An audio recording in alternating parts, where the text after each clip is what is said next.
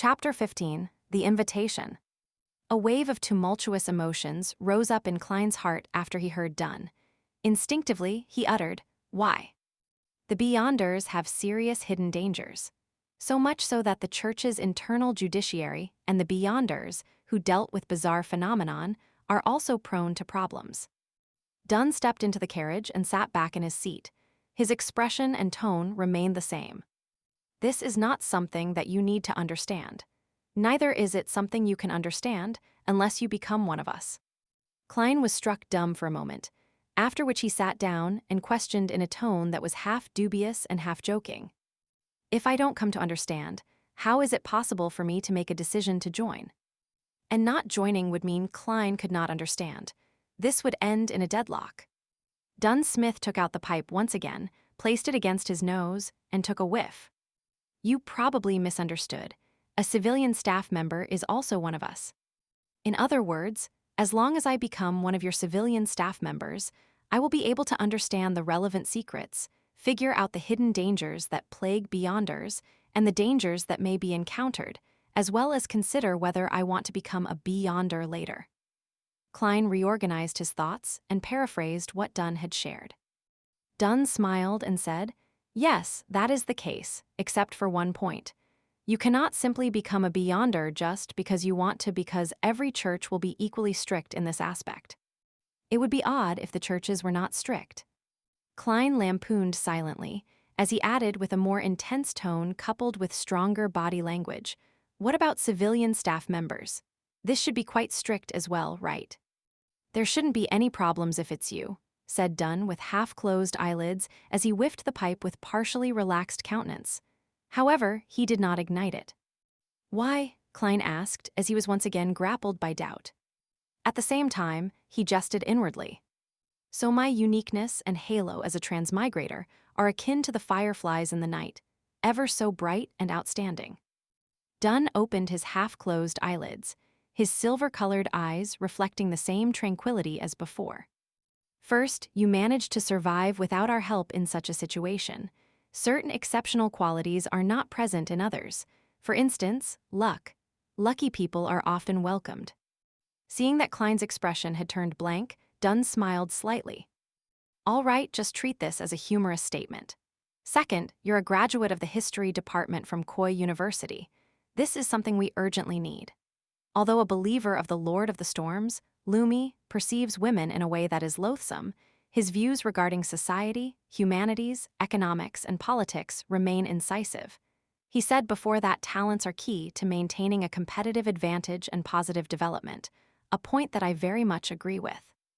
Noticing that Klein was slightly furrowing his eyebrows, Dunn casually explained, "You should be able to imagine that we often encounter documents and objects from the Fourth Epoch or earlier.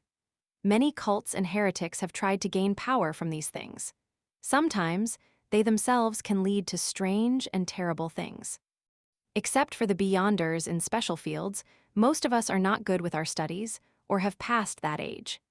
Having said that, Dunn Smith pointed to his own head, and the corner of his mouth turned up slightly as if he was mocking himself. He then said, "Those dry, boring knowledge always puts us to sleep. Even the sleepless can't help it.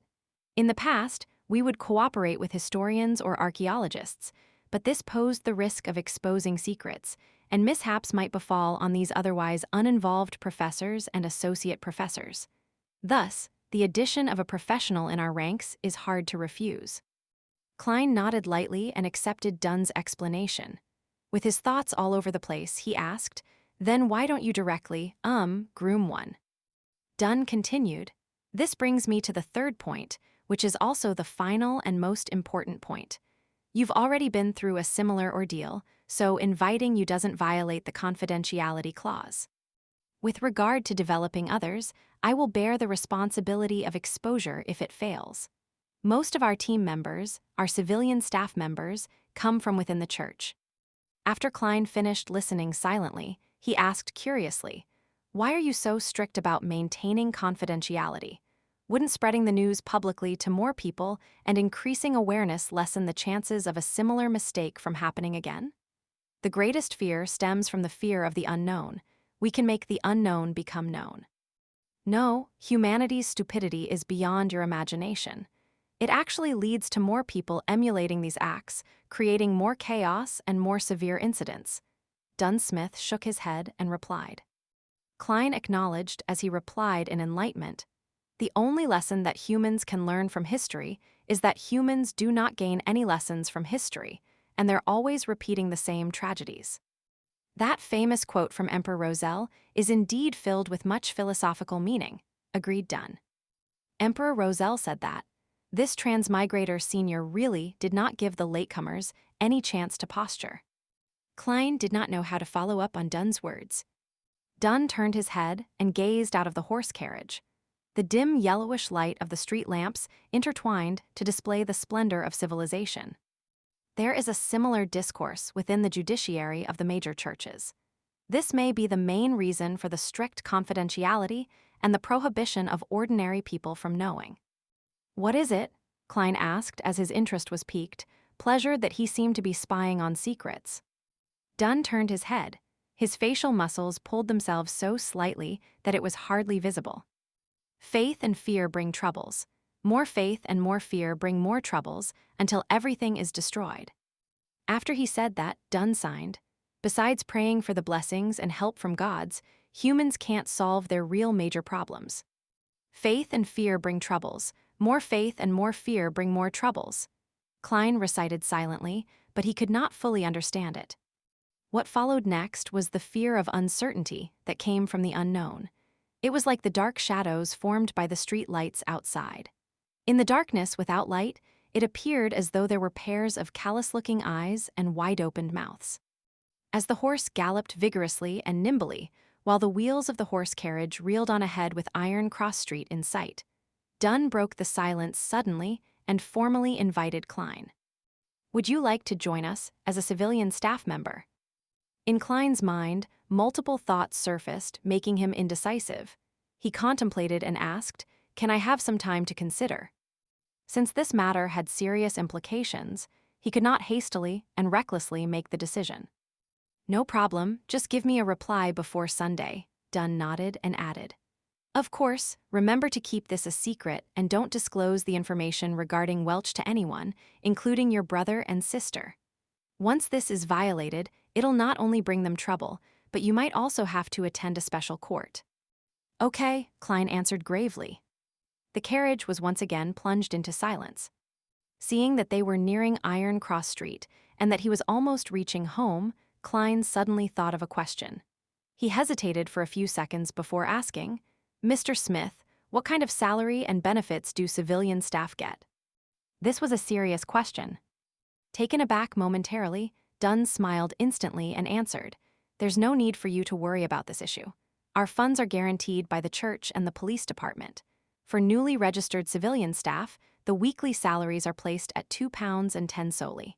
There is an additional 10 solely as compensation for the risk and confidentiality. All of this will add up to a total of £3. This is hardly worse than a confirmed university lecturer. After which, your salary will gradually rise according to your experience and contributions. As for civilian staff members, the contract is generally 5 years. After 5 years, you can quit normally if you're no longer willing to stay. You only have to sign a lifetime confidentiality agreement, and you're not allowed to leave Tingen until permission is given. If you want to move to another city, the first thing you must do is register with the local Nighthawk. By the way, there are no weekends and you can only work in shifts. At any point in time, there should be 3 civilian staffs on duty, and if you wish to go to the South or Daisy Bay for a vacation, you'll need to arrange it with your colleagues." Just as Dunn finished speaking, the horse carriage pulled to a stop, and the apartment building where Klein and his siblings resided in appeared on the side. "I get it now." Klein turned around and walked down the horse carriage. He stopped at the side and asked, "By the way, Mr. Smith, where do I find you after I've come to my decision?" Dunn gave a deep and low-throaty laugh before saying, "Go to the Hound Pub at Basic Street and find their boss, right? Tell him that you want to hire a small mercenary squad for a mission." "Huh?" Klein asked confusedly. "Our location is confidential too. Before you agree to become one of us, I can't tell you directly." All right, Mr. Klein Moretti, I wish you a good dream tonight as well, Dunn smiled as he said. Klein took off his hat and saluted, watching as the pace of the departing horse carriage gradually sped up. He took out his pocket watch.